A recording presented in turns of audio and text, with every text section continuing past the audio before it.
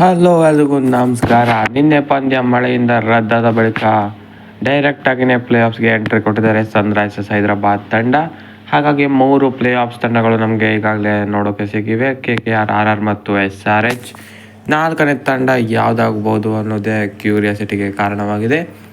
ಯಾಕಂದರೆ CSK versus RCB match high ವೋಲ್ಟೇಜ್ನ match ಆಗ್ತಾಯಿದೆ ಇವಾಗ.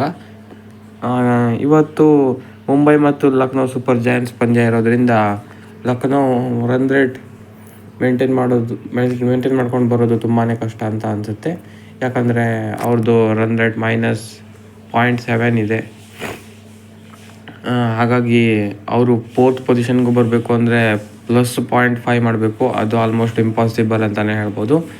ಹಾಗಾಗಿ ಈ ಎಲ್ಲರ ಮ್ಯಾಚ್ ಇರೋದು RCB ವರ್ಸಸ್ ಮುಂಬೈ. ಇದು ವರ್ಚುವಲ್ ನಾಕ್ಔಟ್ ಮ್ಯಾಚ್ ಅಂತಲೇ ಹೇಳ್ಬೋದು. ಈ ಮ್ಯಾಚ್ನಲ್ಲಿ ಗೆದ್ದವರು ಪ್ಲೇ ಆಫ್ಸ್ಗೆ ಹೋಗ್ತಾರೆ. RCBಗೆ ಸುಮ್ಮನೆ ಗೆದ್ದರೆ ಏನು ಪ್ಲೇ ಆಫ್ಸ್ಗೆ ಹೋಗಲ್ಲ, ಸ್ವಲ್ಪ ರನ್ಸ್ನಿಂದ ಗೆಲ್ಲಬೇಕಾಗತ್ತೆ.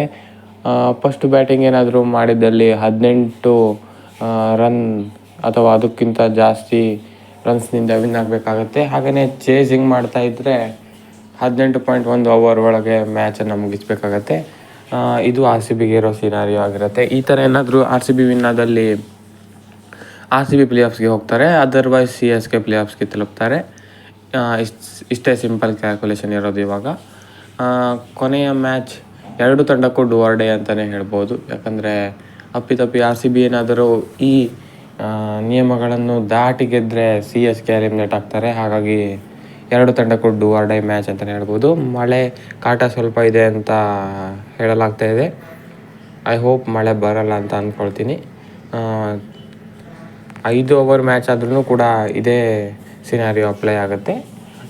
ಐ ಹೋಪ್ ಮ್ಯಾಚ್ ಆಗುತ್ತೆ, ಅಟ್ಲೀಸ್ಟ್ ಫುಲ್ ಮ್ಯಾಚೇ ಆಗುತ್ತೆ ಅಂತ ಅಂದ್ಕೊಂಡಿದ್ದೀನಿ. ನೋಡೋಣ ಏನಾಗುತ್ತೆ ಅಂತ.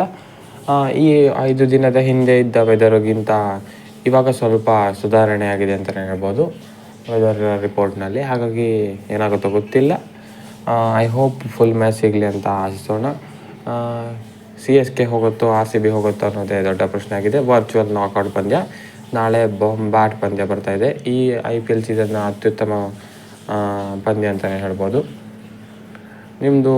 ನಿಮಗೆ ಯಾವುದು ವಿನ್ ಆಗುತ್ತೆ ಅಂತ ಅನಿಸುತ್ತೆ ಅಂತ ಕಮೆಂಟ್ ಮಾಡಿ ತಿಳಿಸಿ.